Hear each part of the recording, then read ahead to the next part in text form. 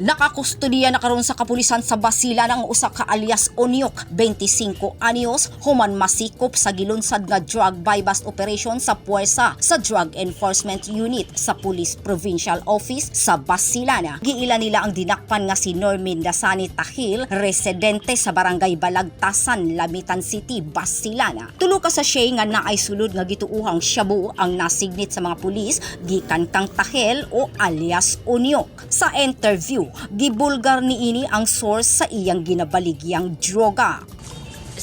Sinong pangalan, sir? Kasi yung kung saan po ako kumukuha, ma'am, taga doon lang po sa amin. Taga doon sa inyo? Sino, Opo, sino si siya, Larry sir? po. Si Larry. Opo. Ano ang ano ni Larry, sir? Anong trabaho ni Larry? Bale, siya po yung tawag po siya ng barangay Barangay. captain.